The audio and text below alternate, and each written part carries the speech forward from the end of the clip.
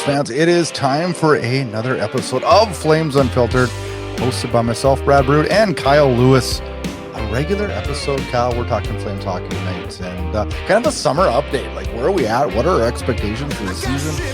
And all that surrounds that. It seems like it's been so long since there's been any kind of news. Have you ever seen an off-season like this? Well, and people in Calgary are freaking out, but you know what else? It's the whole league. Like I can't recall an off season where the whole league has been so quiet. It's dead. It's weird. Yeah, it's dead. Weird. There was two transactions recently, and it's funny because they both kind of relate to the Flames a bit. Two very, very minor transactions. The only transactions of any kind in weeks, at least. Travis Hamonic, former Flames defenseman, who we once traded a boatload of picks to get, signing with Detroit.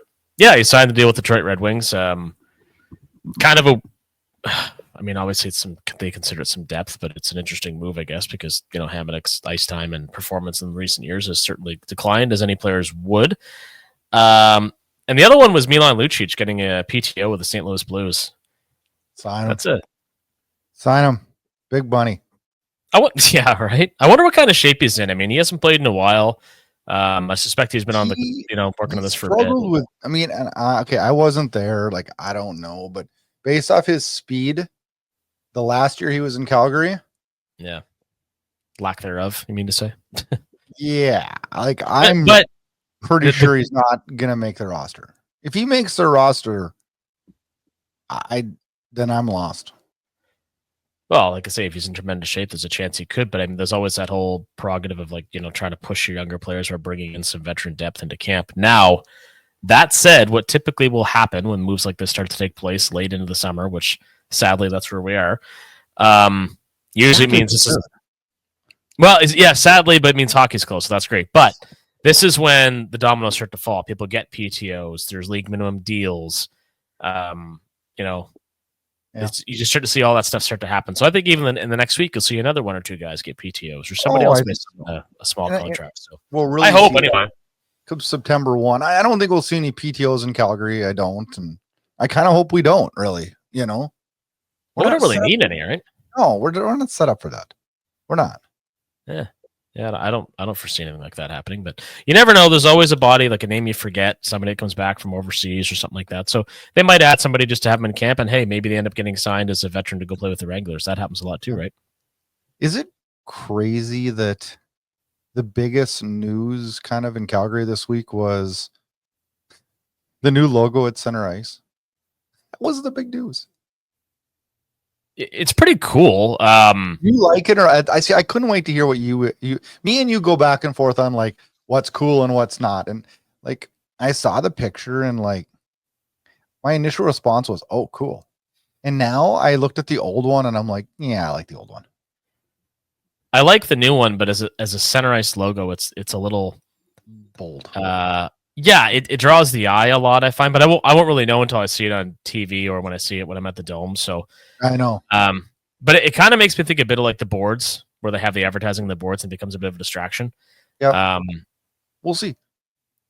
Yeah, that's all we can do, right? You know what I don't like about it, though? You know what I really don't like? And this is the OCD coming out on me, so make fun of me. Look at the picture again. It looks like where it says Saddle Dome, it looks like it like bleeds out. It's not bent enough. Like whoever put it in the ice jacked it up. Like it doesn't rope around on the one side. The top bends around perfectly and the bottom part fades off. It looks like garbage. Man. It's OCD. Your kids or your wife? Do your kids or your wife ever? No, do they take like a piece of paper towel though and not tear it evenly? Has that ever happened to you? They do it all the time to me. They do it to piss me off. I can't handle that either, to be fair. I really can't. I think me and you are a lot alike in that aspect. It's not healthy. Let's put it that way. It's not healthy. Like I cannot go to bed with a dirty dish in the sink. I can't do it. I will not sleep. I can do that, but like my buddy actually are watching a ball game in my basement. I've got kind of a man cave set up, and I got up. We're gonna go get a beer or something, and I got up and I didn't like kick down the recliner part of my chair. I left it up. He's like, "What are you how can you leave it like that? Like, you got to kick that thing shut. I'm like, well, I'm coming back. Though. Well, we're going to go to like a bar. He's like, you're coming back. Oh. Like, I'm back. But he's like, yeah, but you don't know when. Like, kick that thing shut. Like, it really bothered him. It was pretty funny. He's probably like me. It bothers me that I'm that way, but like I have to have my I can't I have a beer / pop fridge in the garage.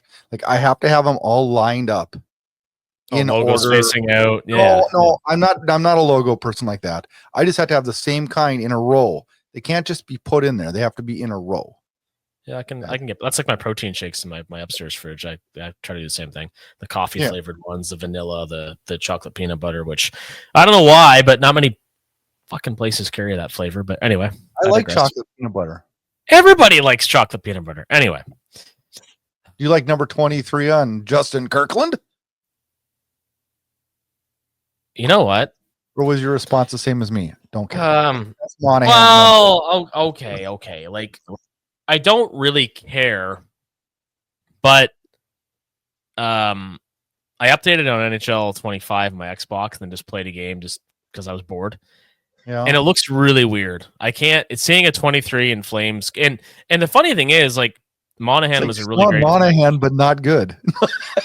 Yeah, well, yeah. Although I don't think Monahan was ever that good in a shootout, but you got to go like when you think about it, because like I had one of Eric Nystrom's game worn 23s. Oh, I like Nystrom. I got a game used stick of his. Maybe we should pair those up. I sold it for some dumb reason. But anyway, but he was there you go. I think he was the last player prior to Monahan that wore it, maybe. But anyway, it does seem weird to see somebody other than Monahan wearing 23. It's really, really weird, but that'll change over time. I think we'll probably get used to it. I mean, we've gotten used to weirder numbers, right? Yeah, the thing that kind of so here's kind of a weird one. Like the weirdest example of this ever was when Corbin Knight wore number 10, right? Oh yeah. But Kirkland goes from 58, which is like the most training camp number you can possibly have, to 23, which is one of the more, your regular roster player type numbers you can have. But he didn't play a ton this season because of his torn ACL. So that's the question I have for you. Like, are we going to have to get used to seeing the 23, or are we just not going to have to get used to seeing the 23? Well, who else would take his place, right? Oh, I don't know that Martin Pospisil doesn't center the fourth line. Yeah, I'm not sure about centering yet. And I guess that's the next thing I'm going to do is his contract. But Kirkland's going to be a regular on the roster. I don't know how much he's going to play, but yeah, I think he's going to be the extra guy that fills in for Lomberg when he doesn't play every game this year. You really think he's not going to play every game this year? I think he's gonna, and I don't think he should, but I think he's gonna. I think it will be a Huska coaching error. So Kirkland will sub in when somebody else is hurt or Klapka scratched or whatever, right? Yep. That's what I think will happen. Yeah. Although to be honest with you, I don't know, thing, but they're not signing Pospisil, and we can go fast forward to that right now. They're not re-signing Pospisil to a 3-year, $2.5 million deal. And I mean, we can't be delusional and think this guy's a top 6 anymore. He's a bottom 6, and I'm okay with that.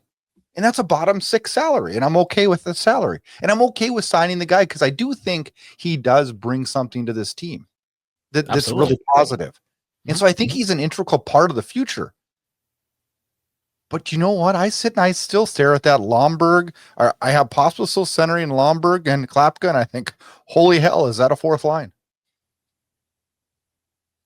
It's going to be interesting to see how it plays out because Klapka was really impressive at times. But he's not a top 6 guy. We had him on the last game of the year. Of course he's not. We had him in the right wing of the first line. Like that's like the last game of the year where they could have dressed you or I for that game. Nobody cares. I know. I don't know. Maybe I get worked up about stuff too much. Well, Klapka has, I'm thinking of an old wrestling thing. He's 6'8" and you can't teach that. So you're right. You're totally right.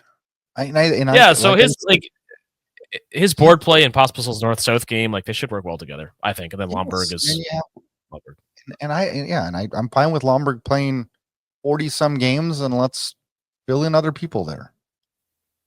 Yeah, if that's and I'm not against Lomberg, and I know this fan base loves him, and I'm not saying that I don't like what he brings to the table and especially brings to the locker room. but like I think we had a lot of guys last year, and you correct me if you think I'm out to lunch, because today I'm super opinionated about stuff, not just at I'm having one of those days. I'm in a good mood, but I'm just like super opinionated, which is probably a bad thing some days. But I think last year we miscast a lot of players. Like just like put him in peg holes that just this guy's not that guy. Like we can dream that he is, but he's not. Yeah, well, that was the case with Kevin Rooney, right? He's not. He played quite well in the last quarter of the season overall, but he was never he never earned being a regular in the lineup the way that they had him playing. So no, I don't know. It's going to be interesting to be a little bit of, movement, I think, in the next few weeks as we get closer in training camp to see who's going to kind of likely wind up where. But it's funny. Like as we said at the outset, we've had so little to talk about this summer. And I think it's affecting all of us because I've never had us do a show where we've talked over each other so much. I know we're bad tonight. We're just out of sync because we've had nothing to talk about all freaking summer. Cut each other off because we're just like, oh, we haven't talked about recent news lately.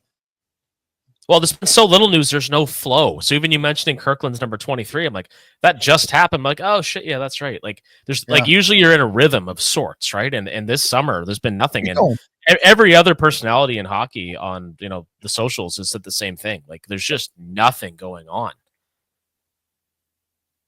So we just talked over each other again. See that? We both said so at the exact same time. What did you think of the Pospisil contract? And were you surprised like me? Because I'm like, why now? Like what why now? To me, I think it's an easy contract to get done, which is why it was done now, because we know he's important. We know he only scored 4 goals last year. I have that number in front of me. He had 4 goals, yes. Yeah. 21 assists though. Which is pretty good. And next year he's going to score 10 to 15 goals. I'm certain of it. There's no doubt in my mind. He played 81 games last year too. Yeah, it's impressive, especially for a guy who had such a sketchy history with concussions. Now, it's just a safe contract. It's good money for the player at this age, at this point. Yeah. It's a great deal for the team. He's very versatile. He can play on the power play or up the lineup in a pinch if he had to. Mm-hmm. Yep, he proved that. I'll give you that. But there's no complexity to that deal. It's not like Connor Zary where it's like, they're likely pushing for term and dollar, and the Flames are probably thinking more bridge because of his knee problems or knee injuries, I should say. I shouldn't say his problems at this point, but like there's that feeling out, what is he, what isn't he type of thing that happens all the time with skilled players like that. So the Pospisil one, to me, it's like I think Conroy just said, okay, like this one, based on the discussions, is not going to get done today. I'm going to shift my attention here, get the easy ones knocked off the list, and come back to this.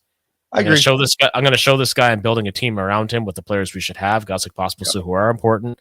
I'm going to let this ruminate, kind of think it over, have some conversation with the agent, and come back to that, because the two big pieces now, obviously Zary is the biggest one, which we need signed before camp. And then the next thing is Dustin Wolf extension, which sounds like it's heading in a positive direction based on what Wolf said at the golf tournament last week. Yeah, but let's talk about the Zary first. I want to get to that though. But I don't know what's going on. None of us do, right? We read the reports and we speculate, right? That's what we all do. I would speculate that the Flames are in that low 3s, and I would speculate that Zary is probably $2 million different than that. And I hope they meet in the middle, and I hope this gets done before camp for the sake of the player and the team. I think this has to get done for the sake of the player, and probably should get done for the sake of the team. I'm interested to see where this one lands. Honestly, I'm a lot surprised that this is drug out this long. I am. Yeah, it's kind of a hard one to call because the player's shown tremendous potential, but hasn't, put up that one big season yet that really earns you that hefty payday or that long-term contract. So I don't think either party has any interest in dragging this out. So I think within a couple of weeks, you'll see something get done. And I do suspect it's going to be a bridge deal, which is probably beneficial to Zary too, in that as much as he'd like a long-term commitment, I mean, he's going to try to hit the next couple seasons out of the park.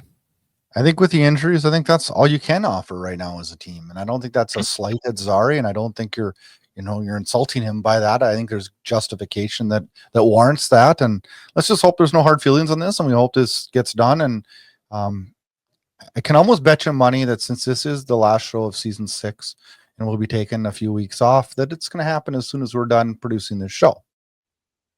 Yes. Yep. In true podcasting form. On to Wolf, though. You mentioned just a moment ago that the talks have been good and that things are moving in the right direction. And are you steadfast that this needs to be done before season starts? Or are you fine? Because I'm fine on this one. Well, the first thing before I jump into that, I just want to mention that on the NHL website, on the active roster of the Flames, Connor Zary is not on it because he doesn't have a contract, I guess. But like Jacob Battaglia, Andrew Bashaw, all these, Clark Bishop, they're all on here because they're all going to be entering camp. But where Zary doesn't have a contract, he's not actually listed on the roster right now, which is really weird. A little bit unsettling, quite frankly, but it's also just a clerical thing. Starting to get stressed then? If I can ease your mind, he's listed on Puckpedia as on the roster, okay? Yeah, okay, well, that helps. But as far as Wolf goes, I'm not stressed over it, and everything sounds like it's going to get done. But I'm not stressed because I also know, as I think the team and anybody else in the league who's watched him play, and actually watched him play, not these idiots in the big markets that don't pay any attention to other teams, you just go max term and big money. Whether you sign it before... Oh, man, like he's so talented. Like, you know, this isn't going to be a Rick DiPietro type deal. I mean, it's not going to be that long, first of all, because it can't be. But I mean, yeah, I and at his age, I go 8 years. Like, you try to get him around 7.5, 8 million, I would say. But good luck, because he's probably going to want more than that, based on how he's played so far, at least. But gosh, I guess my point is, like, I can't predict that contract, but I have no hesitation at all about paying the kid. You have the balls to sign somebody for 8 years right now. Like I have the most trust in him. I love what I saw last year. I love every bit of it. He proved me wrong big time last year. Like, not that I said he wasn't going to be good, because I thought he was going to be good. I didn't think he's going to be as impactful as he was. And I'm the first one to admit that. But like, for me to stroke a check for 8 years, for a goalie, especially. Yeah. I don't know. I guess I'm not stressed either way. Like I feel like this will get done. Like I do. I feel like this will get done. Oh yeah, 100% will. 100% will. So what do you make of him not being on? Like, some people were upset about this on X today about him not being on the Olympic orientation camp roster for Team USA. It didn't surprise me, and that's. I mean, it didn't surprise me because these, you know, the directors of these teams are, a lot of them are dinosaurs and kind of idiots in a way. He did everything he should do, based especially on his competition, to be on that team. So I wasn't surprised, but I think it's absolutely stupid and speak to a lot of what's wrong with hockey in today's world. 100%. Give me a good reason why Dustin Wolf shouldn't be in that camp versus, God, who else is in that camp? I'm pulling it up. I have it. I saved it. It's Joey Decord, Connor Hellebuck. Joey Decord. Hellebuck, yeah, makes sense. Joey Decord's the one where I'm like, how do you take Joey Decord over Dustin Wolf? How do you take Swayman after last year over Dustin Wolf? I like the Hellebuck and the Ottinger. I'm not arguing that at all. Like, I'm just not. But quite honestly, like, as a Flames fan and being a selfish prick that I am, like, I'm just fine with him sitting out. Like, from our team's perspective, certainly. I mean, you can make a similar case for why isn't Nazem Kadri going to Team Canada's camp? You know what, though? That one doesn't surprise me as much. I mean, at his age, it was a one good year, like a really good year. Like, I'm not slighting his year last year was amazing, and God knows we need it again this year. But I don't feel like that is as big of a slight.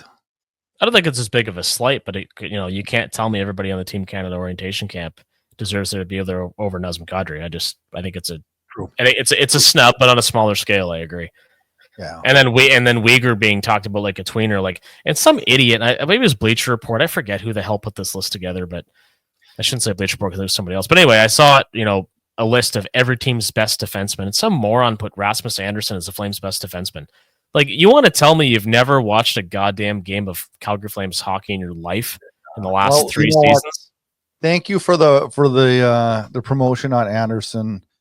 Maybe a GM will read your craziness and throw us some stuff here, because I want this deal done. Well, so do I, and so does everybody else. I just can't fathom, like, Mackenzie Weegar is a stalwart in all three zones. Like and Anderson at his best can't touch him. So but it just blew my mind. And after the season Anderson had last year, for anybody to suggest that Anderson's the Flames' best defenseman is like, okay, that's you're just showing the world that you don't know hockey at all, in my opinion. Anyway, I'm with you. But I agree with you. I guess we may as well dive into this because we'll be diving into it until it's done. Like, I really don't like bringing a player into camp that we know we're trading. I hate it. I hate it. It's a distraction no matter what anybody says. Whatever Conroy says, Anderson says, it's a distraction. It's needless. Well, the team is sure as hell not going to come out and say it's a distraction. Have you ever heard a team say, oh, it's a giant distraction? No, of course not. But it is. But they try to downplay it so much that it's like, okay, come on. You got like, I don't know. It's just so frustrating. And like, for the amount of money and term he wants and the amount of, fantastic blue chip prospect defenseman we have, and Anderson's basically said that himself, like there's no room. Unless you're taking a hometown discount. What's that even look like? I don't even know anymore. Like, I've lost mathematical grasp of what I would be happy with anymore. Because I've almost written it off as like it's a 99.9% chance he moves on. So let's do it now. And I know maybe they're like, well, the offers coming in now aren't gonna. I hate to say it, I don't know that the offers get bigger. The only thing that would make an offer get bigger is if somebody gets hurt in camp and another team.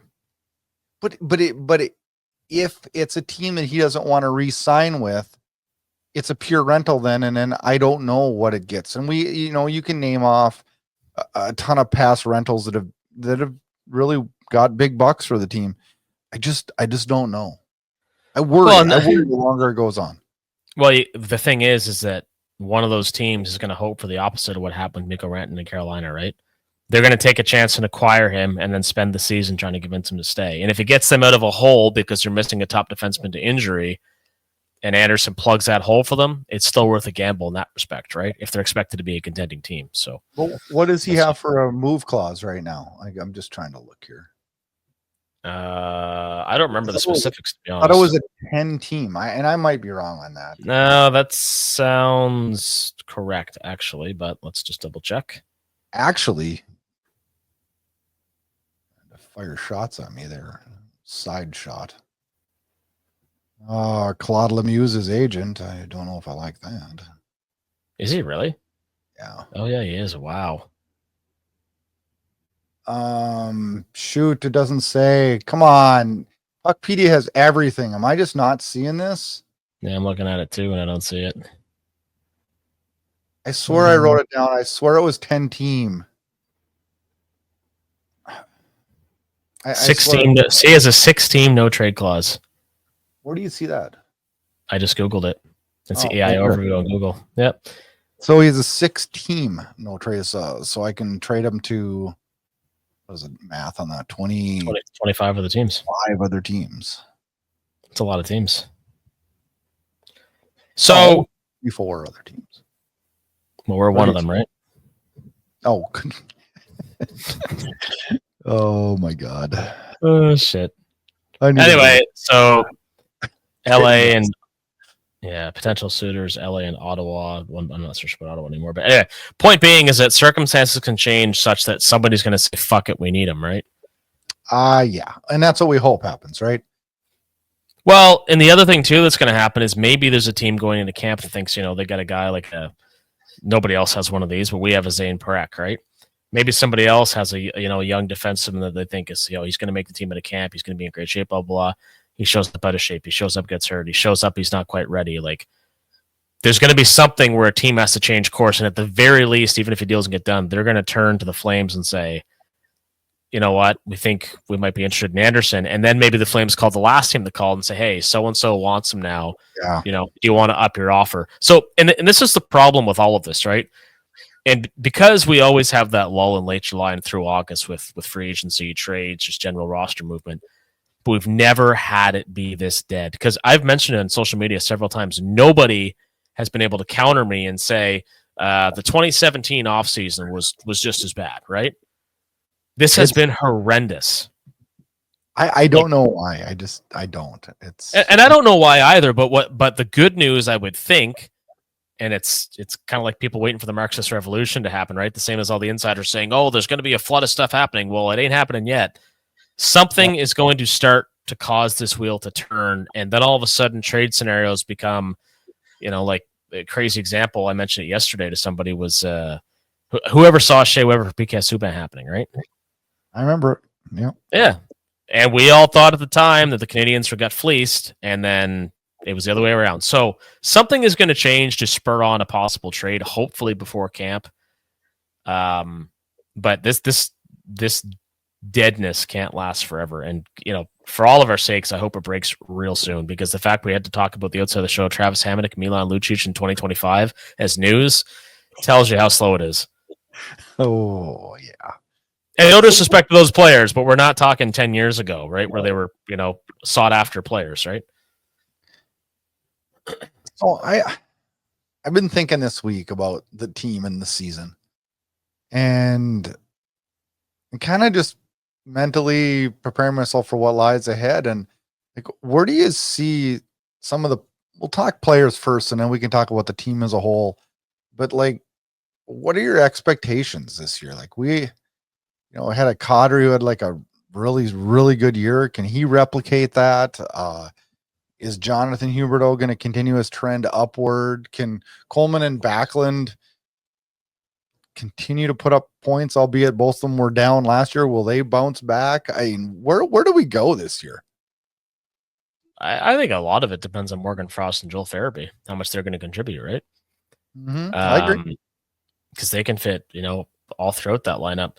I think it's a playoff team. You do, huh? Because Dustin Wolf is so good. Matt Coronado is going to score 30 plus. I'm convinced of that. Huberdeau and Kadri, I expect similar seasons out of them. Connor Zary is high on my list of guys that, like, he could really make or break this team. I think if he plays the whole season, he's going to score 60 points. And I probably sound optimistic on a lot of this. Zane Parekh will be a regular, although probably be sheltered a bit because defensively, I don't think he's ready for the NHL, but with the right partner like a Kevin Ball, maybe he will be, or even Braden Pahal. It's going to be interesting to see. The biggest challenge is going to be those aging centers, Backlund and Kadri, right? Kadri, I think, is going to have another strong offensive year, but defensively, there's cracks in the armor. Not that he was ever the best defensive center anyway, but, we need somebody else to step up. I don't think anybody else is ready. But the big dark horse to me going into the season that could really change our fortunes too is Sam Honzek. So we'll see what happens there. There's a lot of storylines. I can't, I'm all over the place here because I can't just pick one. There's just so many things going on with this team and there's so many question marks. How well's Parekh going to do his first year, first full year in the NHL? Was Zary a good sign? How will he perform? Is Anderson going to be around? Is Dustin Wolf going to have some kind of a sophomore slump? Not that I can see it, but maybe. Like, I don't know. What are your expectations of the team? What do you think is going to happen? I'm maybe not as optimistic as yours. See, one of the things is, like, I honestly believe like the sky's the limit this year, but I also see a strong possibility that it could be a regression year. I mean, we've dealt with so many years of like good Flames, bad Flames, good Flames, bad Flames, good Flames. Yeah. And I'm trying to, believe me, and inside I bitched about all last year. I'm cheering for this team to win hell or high water. I just worry a little bit in the fact that it's like, okay, Kadri had such a good year last year that it's really hard to replicate that. Backlund's a year older, even though I'm the biggest Backlund supporter. I do believe Frost and Pospisil can both have good years. I believe Klapka can, and I believe Farabee will have a good year. I believe that. Coronado, I agree with you, is going to put up some points, and Zary is like the wild card with a much higher upside than a downside. Blake Coleman, I think we know what we got there. The guy that I look and I'm like, the one guy that really needs to step up is Sharon Govich. Like, we need Sharon Govich. Yeah. And I look at the back end and I'm like, well, I want Anderson to be gone, and I voiced that strongly already in this show. I like Ball. I like Uyghur. I like Pahal in the right slot. I like Hanley in the right slot. Yeah. I don't want Miromanov on this team, and I don't really want Jake Bean other than a 7th D-man.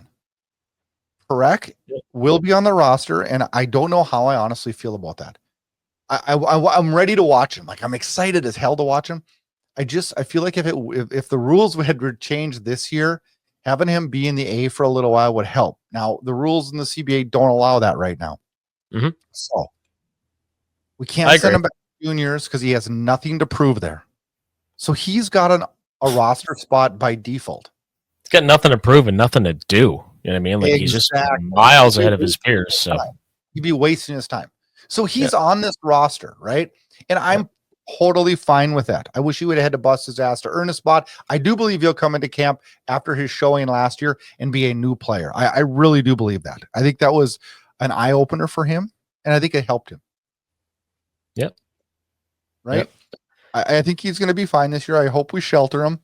I hope we don't expect. We're going to have to top end minutes here, and I hope we don't expect to dress him every single night because I don't think that's healthy.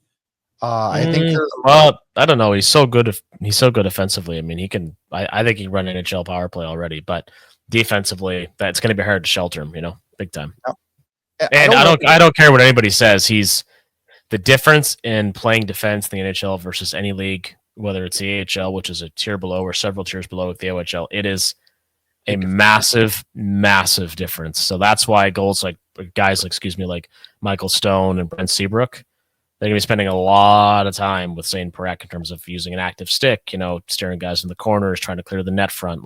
Because offensively, even at the NHL level, I don't really think he's going to have anything to prove. He can put up 50, 60 points in his rookie year. I'm pretty confident. I think so too. I don't worry about him offensively one bit.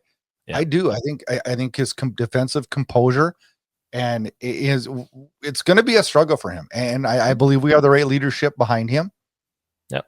I do. I think it's going to be a little bit of a struggle. I don't know that we don't see Hunter Brustevich this year. I don't. We're going to see him. It just a matter how much, right? Yep. Especially if Anderson gets moved. Yeah, Brustevich and Parekh would be fun to have both on the team. Wouldn't that be exciting, right?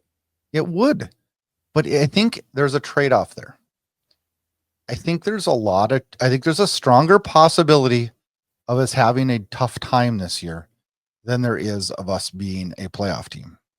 And I'm not trying to be Debbie Downer here, but I look at the Western Conference and I sit and I go, geez, can the Flames get 96 points? That's what they had last year. Yep. I don't know. I really don't know. You take Anderson out, albeit he had a down year.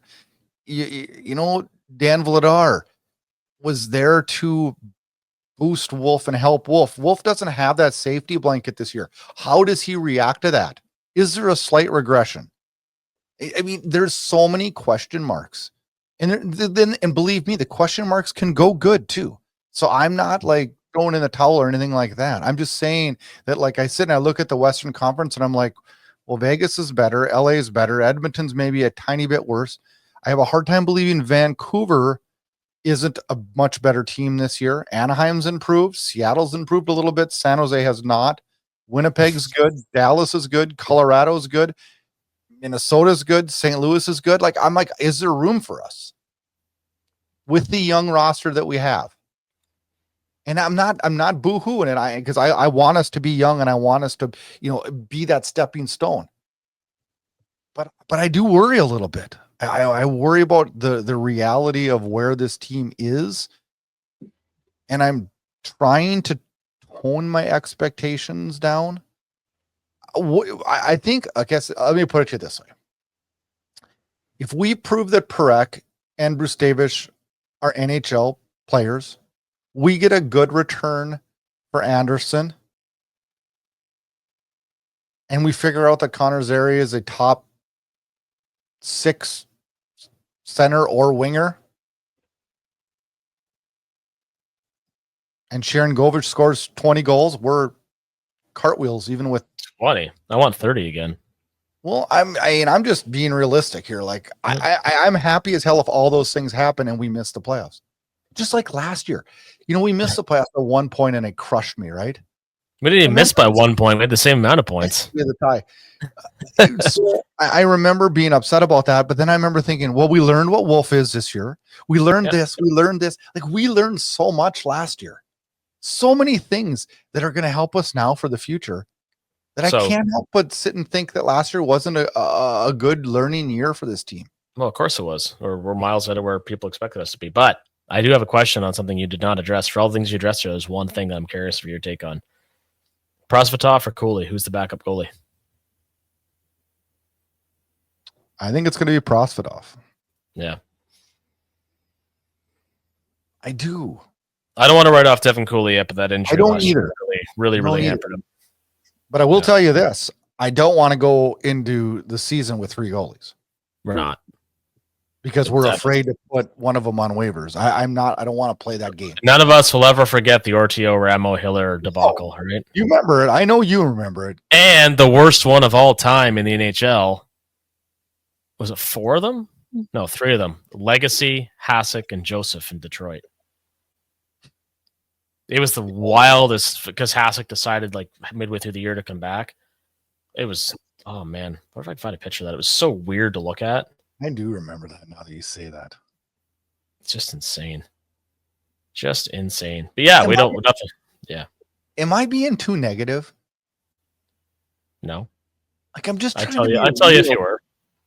Like I'm trying to be real and I'm not trying to like say I don't want this team to make, and I'm sure as hell not cheering for a number 1 pick or anything. But as much as I could see this team coming out of the gates and being good, I could see them coming out of the gates and struggling miserably. And I look at our schedule and it's a gauntlet to start. And I don't know. I don't know what direction this team's going to go. Like, I don't know. But I do know that I want Anderson moved before the start of the season. I do know a few things. I mean, that is one I want. I don't know anybody that doesn't want that. So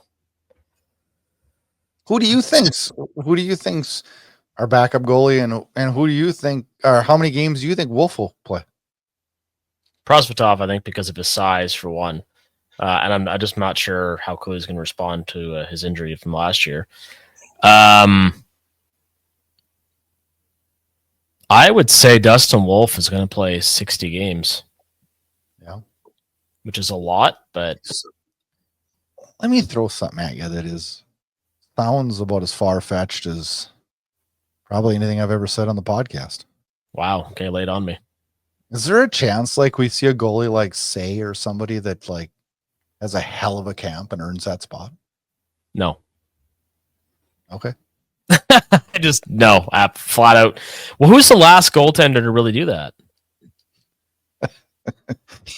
You're not even gonna believe who comes to mind when you say that.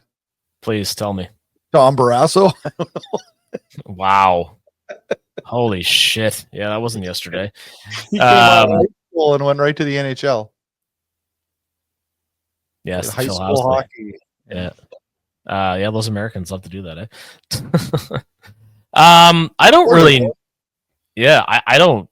I'm trying to think. It was the last goalie really. I know goalies came out of nowhere, like Johan Hedberg when he had that miracle run with the Penguins. Cam Ward spelled Martin Gerber for the Hurricanes, so they won the cup, right? Yeah, but he didn't like come out of like. He was fairly highly touted, yeah. But I mean, just guys that just exceed all expectations as goaltenders. But in more recent memory, like Matt Murray in Pittsburgh when he took over Marc-Andre Fleury, and Tristan Jarry looked like he was going to get a chance. Like goalies are just so fickle, though, man. Ooh. No, that's why I believe me, Kyle. If like tomorrow it comes out that Wolf signed for 8 years at $8 million, I'm gonna be happy. Like, don't get me wrong. Mm-hmm. I just but you say it like I say it too. Like goalies are fickle and like things happen, and like every day. I always like say to myself, I would never sign anybody for longer than 5 years. I say that all the time. But I also know that if I was a GM in the NHL, that would be completely unrealistic for me to say or do that, right? I think every general manager in the league would probably say, no, I don't ever want to sign anybody over 5 years. I just don't have a choice. 100%. Yeah, 100%. So, right. I don't know. As far as the goaltenders go, as the position goes, I mean, the situation right now, despite we're going to miss Dan Vladar, I think. I'm not expecting either Cooley or Prosvetov to blow the doors off as far as a backup goes, but we are in the most enviable position we've been in since Mika Kiprusoff with the goaltender we have as a starting goalie. So it's a giant win last year to see what we got in him. It's a giant win for this. I just wish he'd get that 30th win. God, that was disappointing. I forgot about that. Gosh, Why do you bring up those things? Yeah, I guess I'm the one being negative. Anyway, so coming up, because now we're getting close enough, we're deep enough into August that we can start kind of telling people where we're at.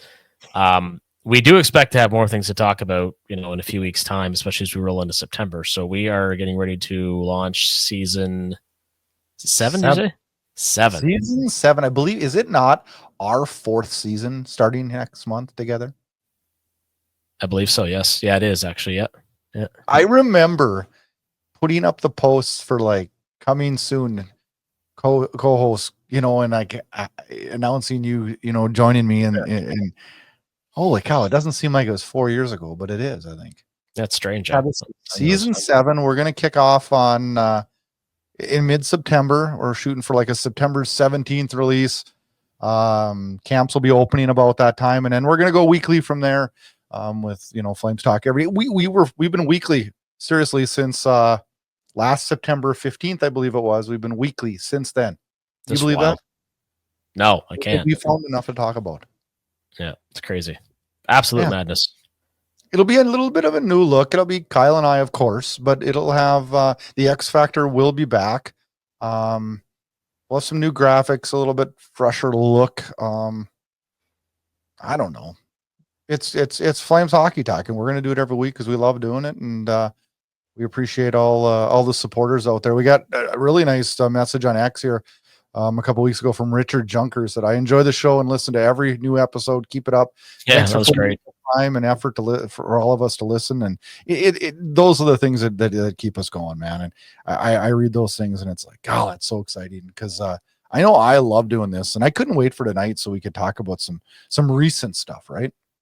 Yeah, well, to Richard's point, I mean, there's definitely no lack of effort with how slow it's been of late. But that being said, those little breaks and the lack of regular NHL activity gave us a chance to talk about some pretty cool stuff on our special episodes. There'll be a lot more of those coming down the pipe in the future as well. There is, and we got a lot of topics that Kyle and I have written down, and I enjoyed the special episodes. It helps you break up that season a little bit, and fills in those time frames when there's not Flames new news and stuff. So we're going to be rolling those out maybe 1 or 2 during the Olympic break, and then during the off season again next year. But a lot of fun doing those. A lot of good discussion. Yeah, absolutely. So, and there may be some schedule changes along the way, typically because of attending Flames games. So that too, yeah. I mean, Kyle and I have a life, and but we will put out a show every week, and we target Tuesday releases as kind of our day. We release. And we vary on that a little bit. If the Flames do play Monday night, then we usually release the day before or the day after. And we fluctuate slightly, but try to. Most times, if you pull up your Spotify or your Apple on a Tuesday morning, you're going to see us there with a new episode. Yep, exactly. That should be a lot of fun. I mean, there's a lot of question marks as there is every NHL season, but let us know what you guys think. Is the team going to make the playoffs? Are they going to take a step back like we did, 15-16 after that 15 playoff run, for example?